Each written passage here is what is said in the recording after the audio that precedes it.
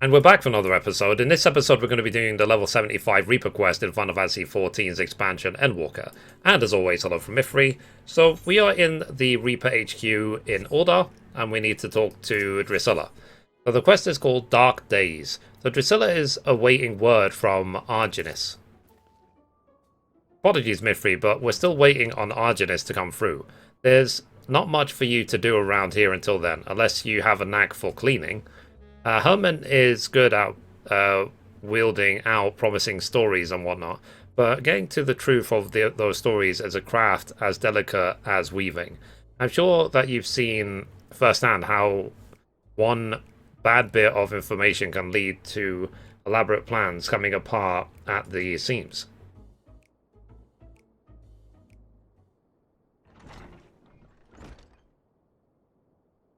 Boss. Calm down, lad. Breathe. What's gone into you? It's Argenis. He's been murdered.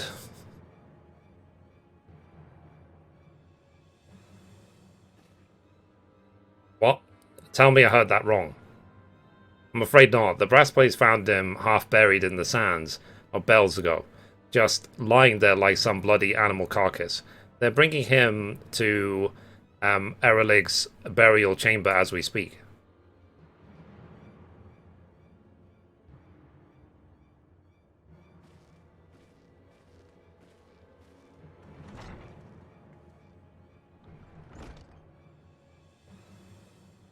So whoever did this doesn't know the reckoning that they've got coming. Before I'm done with them, they'll be begging to crawl back into their mother's womb.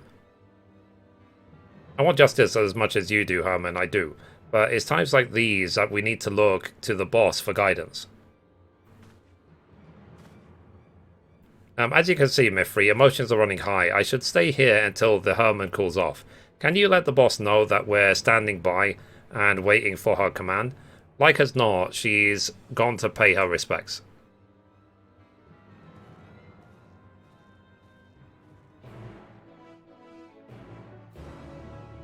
Alright, so maybe we have to join her in the chamber. Okay. So let's go to the burial chamber.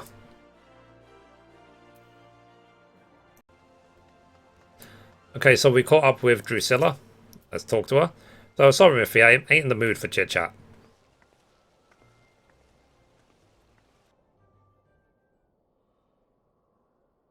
So where's the bloody keeper?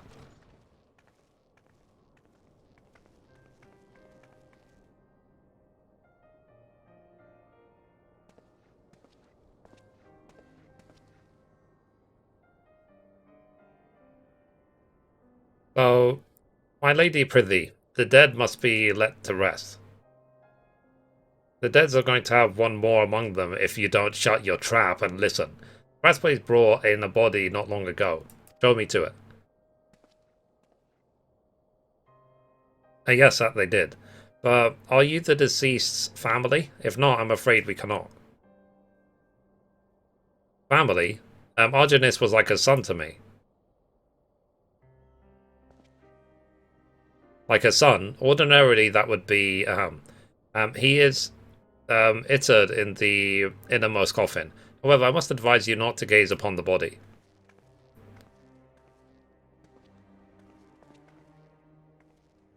Madam, if she insists, then so be it.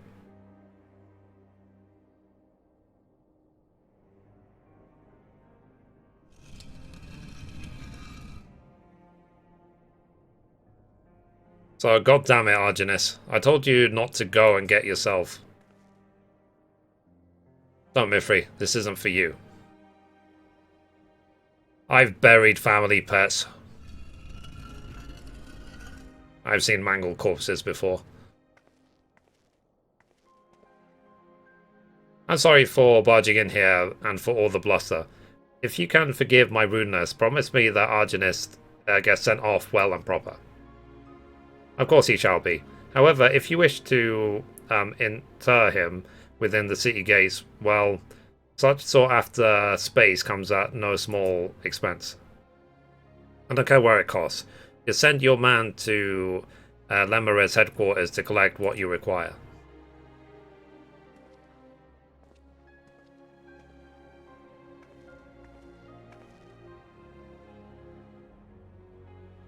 Mithrie, I appreciate you coming to find me, but there's someone else I have to speak with first. I'm heading to Stone's Throw. Come along if you please, but come along in silence.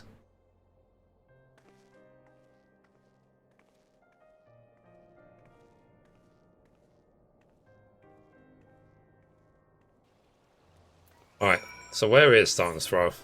It's over there. Alright. Let's see if we can actually teleport straight out to it. So this is to... somewhere. Let's go. Okay, so we caught up with Drusilla again. So this is where Argenis' dear wife earns her living. Best get this over with. No, he was married.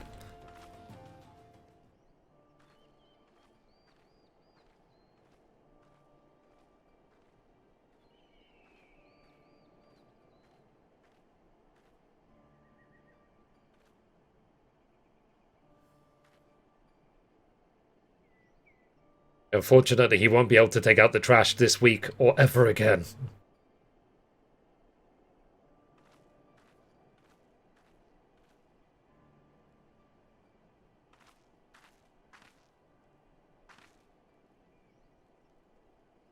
Argenis never forgot the debt he owed you.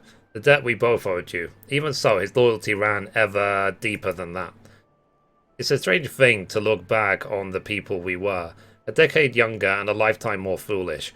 Young lovers, proud patriots, blissfully ignorant, returning to Locus Amonis, the cradle of our people.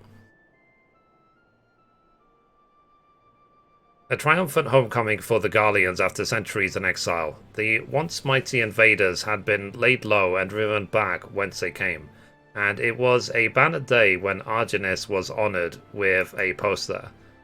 The honour and pride quickly faded when we saw the truth of Locus Amonis.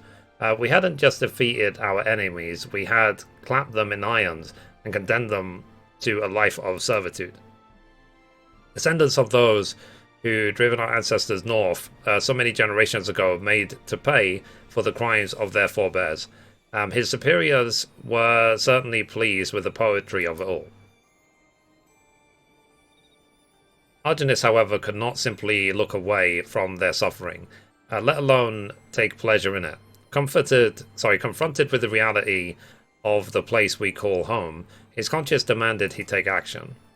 He began cooperating with the resistance, but the eyes of Frumentorium are all-seeing, and before long he was ousted as a sympathizer.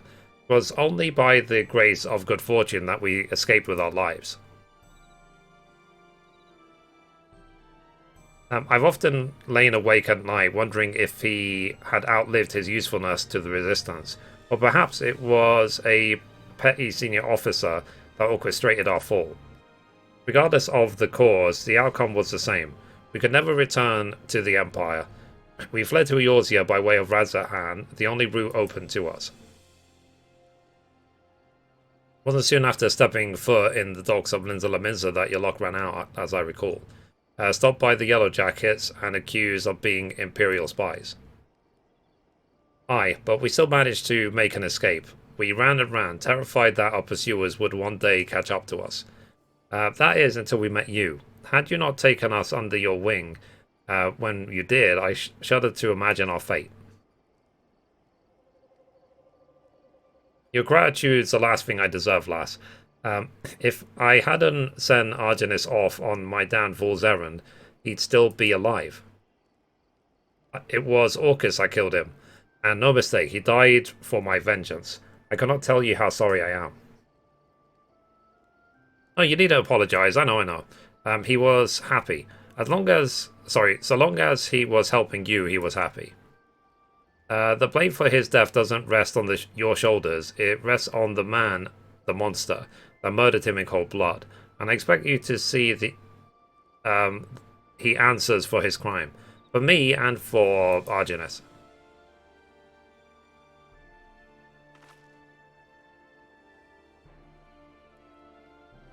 I will, lass, I will. On this, I swear everything that I have to swear. I am being really sincere. Uh, I will get my vengeance. In this life or the next. My name is Maximus Decimus Meridius. Sorry, I might have got carried away just then.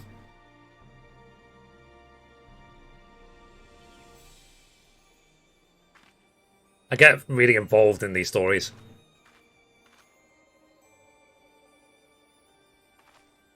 So we need to talk, Mithrie. Somewhere with fewer prying eyes. Come meet me at the bridge to the north.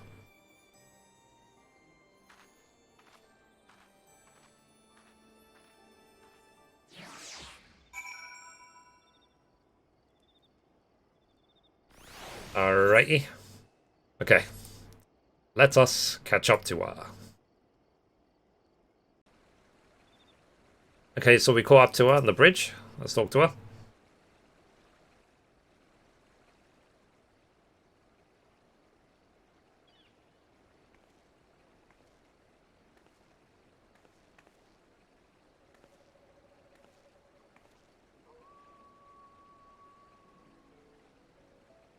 So I owe you an apology, Mithrie, for not telling you everything about me and the Orcus from the start.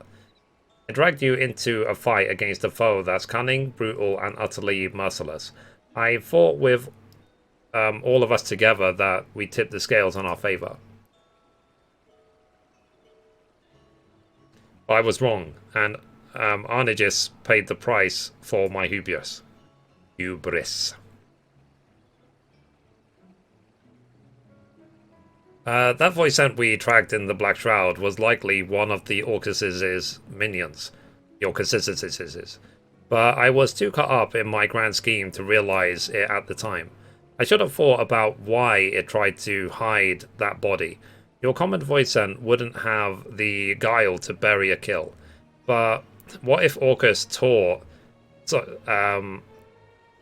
it that as a way to throw trackers off its scent? And to dangle bait for me and mine.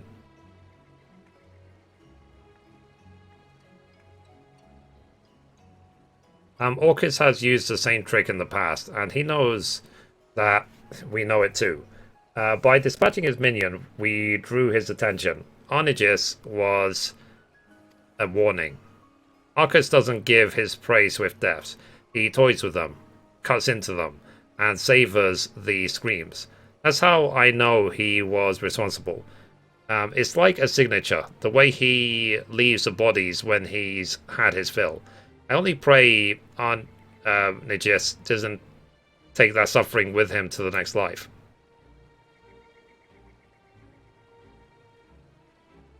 Orcus will be coming for you or me next. Not right away, though. That'd be giving up the game. He wants us to keep looking over our shoulders, sleeping with one eye open. He'll wear us down without even lifting a finger. And when he finally strikes, we'll be dead on our feet. Playthings for him to do with us as he pleases. That won't do. We need to bring the fight to him. No more waiting around for a lead to come to us. Won't be easy, but can I still count on your help? Sure.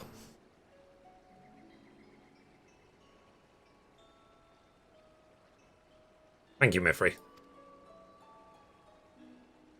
And if you've got no qualms risking life and limb to fight for Arnegis, to fight for me, then I've got no qualm calling you a member of my family.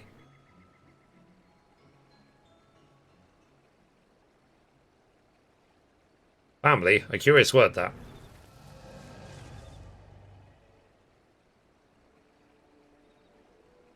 Oh, cool.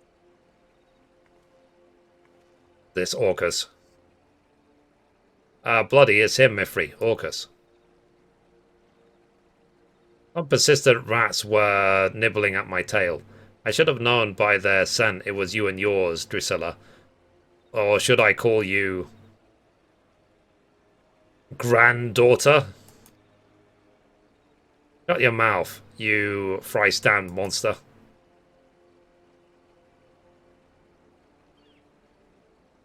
Monster? Is that any way to greet a beloved elder? children these days. It seems one death wasn't punishment enough for you. A second should suffice for this scant reminder of your being.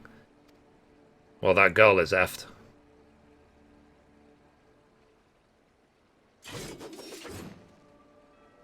Mithrie, we're ending this here and now. Follow my lead.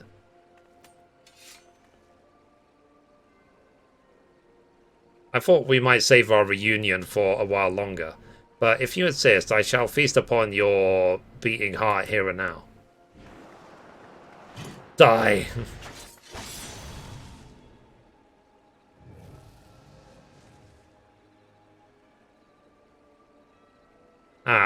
No blood dregs left in that,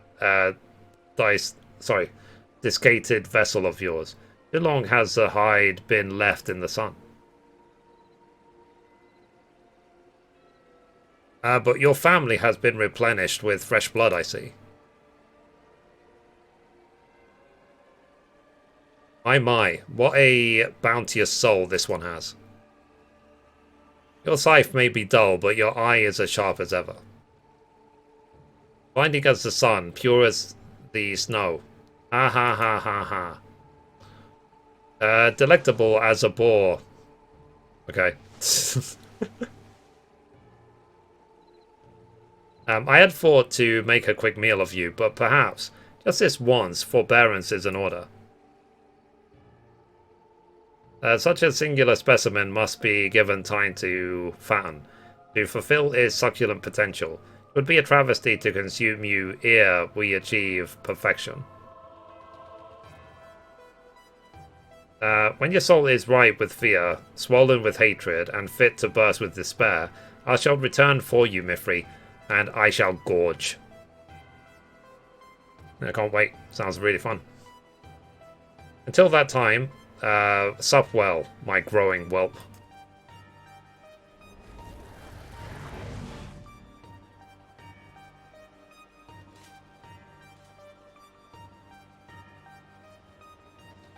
Interesting music.